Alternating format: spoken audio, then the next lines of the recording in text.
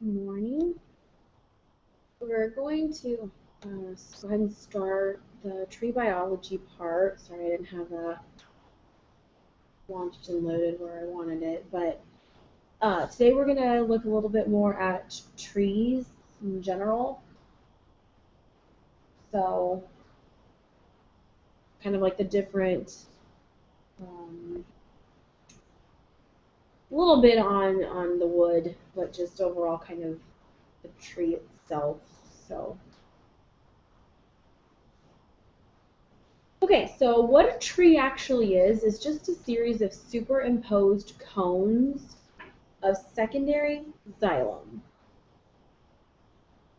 So it's a superimposed set of cones of secondary xylem.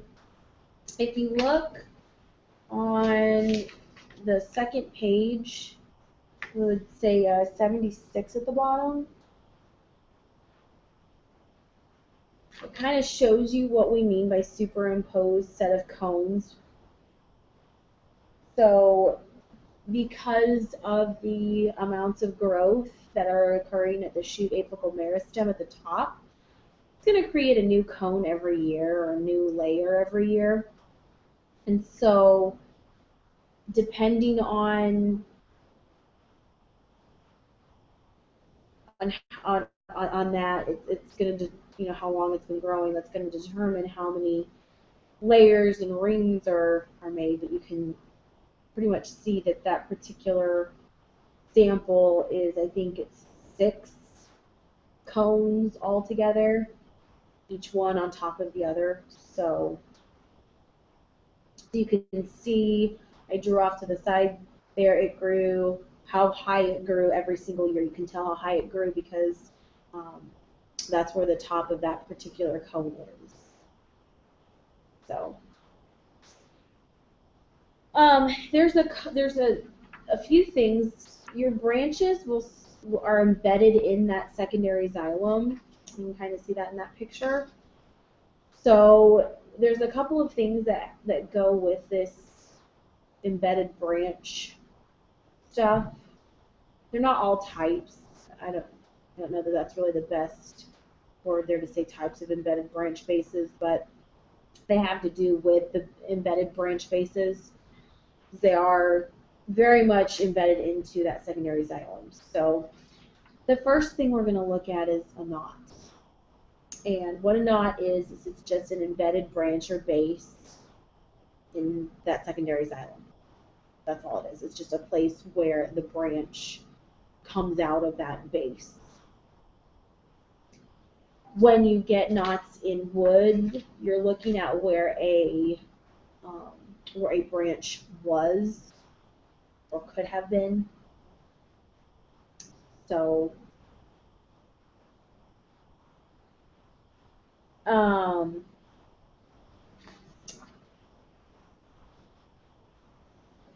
so that's what a knot is. If you have an area of wood where there is no wood, they call that clear wood. So if it doesn't have any knots or any embedded branches in it, it's considered to be clear wood. Then you've got 2 different types of knots. You've got hard knots and you've got loose knots. I did not do the best job of drawing those for you on the diagrams, but I tried. So basically a tight knot is obviously going to look tighter. Those particular knots really, they're not very easy to get out of the wood. In this particular instance, the vascular cambium is continuous between the branch and the stem, or the trunk, because the annual ring is going to be continuous between the branch and the trunk. So kind of drawing you like the area there to focus in on. And so the vascular cambium is continuous. You can see that it's continuous all the way through there.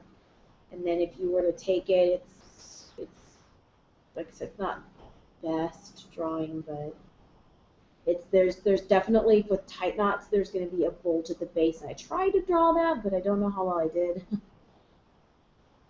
So technically, with tight knots, they're still living at the center of those knots. So with your loose knot, sometimes they're a little easier to remove. And in this instance, as opposed to your tight knots, the vascular cambium is not continuous. At some parts, it's dead. So it stops. So the vascular cambium is disconnected, or it's not continuous. And so the knot looks a little looser at the center. It's dead at the center. So yeah. Overall, knots are basically just imperfections in your wood. Either the tight knot or the loose knot is just an imperfection in your wood. They ultimately are going to reduce the strength of your trunk, and it's going to increase that tendency to split along the grain if it's cut. So sometimes fungi are going to digest through a branch or decompose a branch, and the branch is going to fall off, and you're going to be left behind with what's called a knot hole. This can be completely see-through if you cut up the trunk a little bit. Sometimes it's completely see-through. It's a big hole. Sometimes you can see through, and then behind the hole is some of that dead, or the or not living vascular cambium right behind it. So they look like the sealed off knots. I think you've probably seen those. So I kind of drew you some pictures there. They can be like they can be sealed off, or they could be open enough for a little critter to reside in them. So my sad attempt at a little mouse. Okay, pruning. If you were to ever get into the tree pruning business, in case, there's a very specific place where you want to be making your cuts. I kind of told you about it in the tight knot. There's a bulge at the base. So that's called the branch collar. You want to cut just above that branch collar.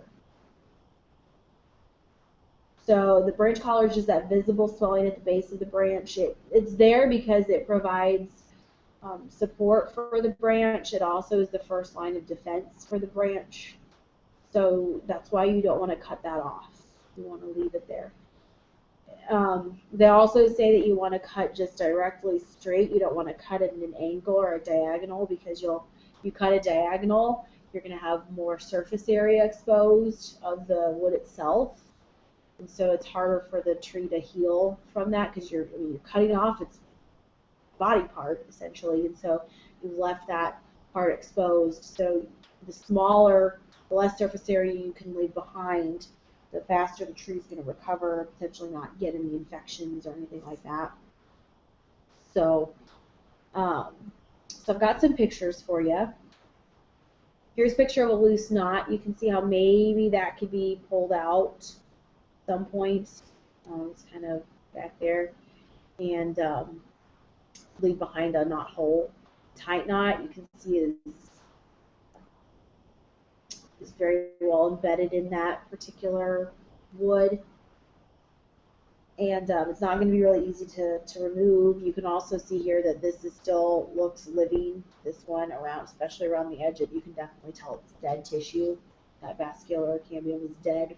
If you look at the doodle that I drew, is that top and bottom part, that's the dead part. The middle part might still be living, but that top and bottom part, that would be dead. So, and this picture is showing you the branch collar, that visible swelling and the wrinkles. That's your branch collar. So you want to make a cut right about here. Okay, and again, you just want to make it straight down. You make it at that angle, it's going to have more surface area and all that stuff. So, veneer. This is talking about a thin section of wood when we talk about veneer. I don't know if you're familiar with veneer at all. Most people, if they're familiar with veneer, they're familiar with that third type of plywood. But basically, veneer is just a thin section of wood, and depending on how it's cut is going to determine if it's plain, rotary, or plywood. So, a plain section of veneer it's not utilized very much in the commercial world. It's just that going to be that thin, flat sheet of wood.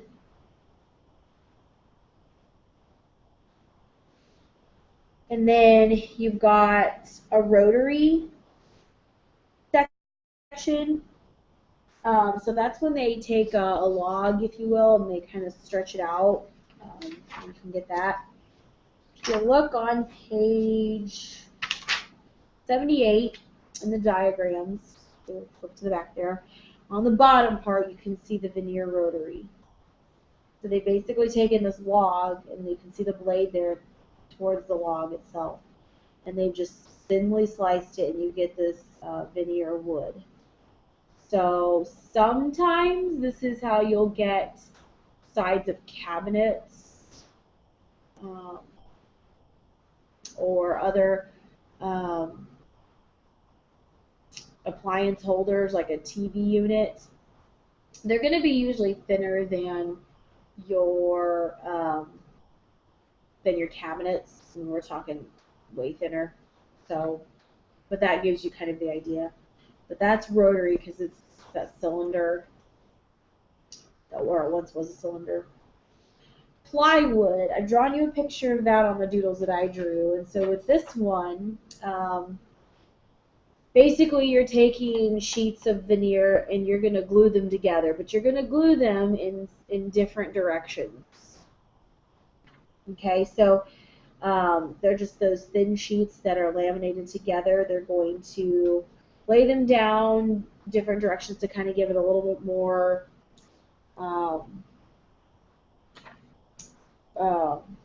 flexibility.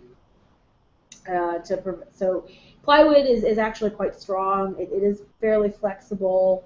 You can make it in different sizes. That's what makes it so nice. And then it doesn't really split or shrink when you kind of paste them all together this way. And it's a good way to get rid of poor quality wood that wouldn't necessarily be used anywhere else. So it's good in that sense. So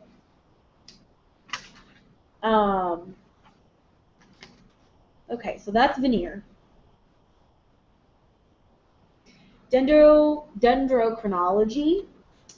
This is when you use your tree rings to reconstruct past climactic events.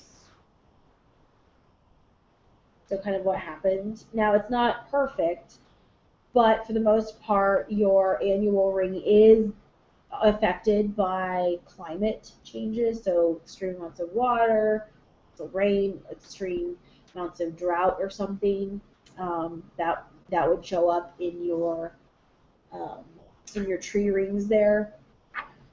The example that I've got is trees that might have been around the industrial age. You're gonna be able to see that they've got lots of chemicals embedded in those rings. So if you look at back at page 78, there it's got you can see the different logs that they have that they've been able to categorize and classify.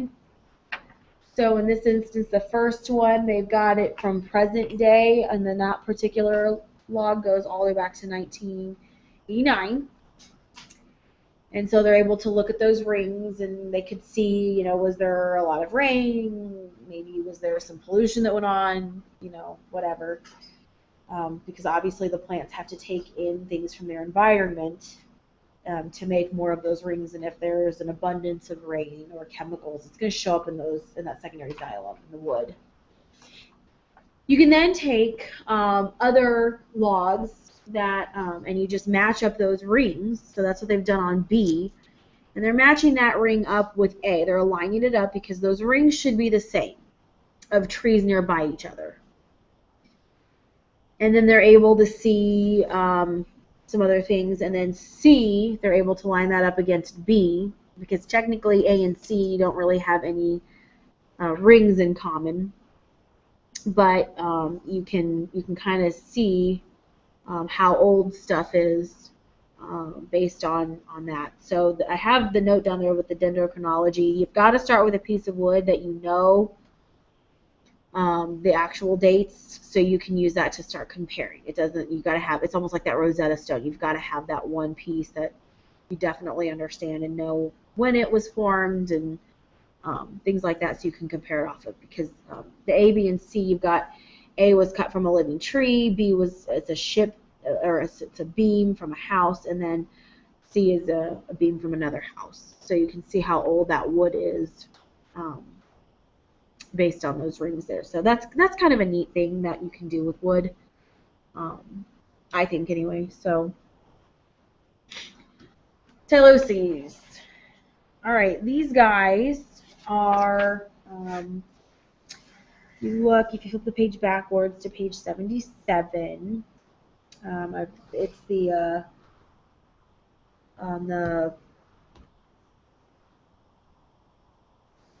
on the left side there. You can see your vessel elements there, and then kind of the spaces in between. And so what Tyloses are, they are protoplasts that balloon up into in the lumen between your vessel elements. So that, I mean, it's pretty straightforward. It's showing you how they form there. So these can occur naturally. They can also occur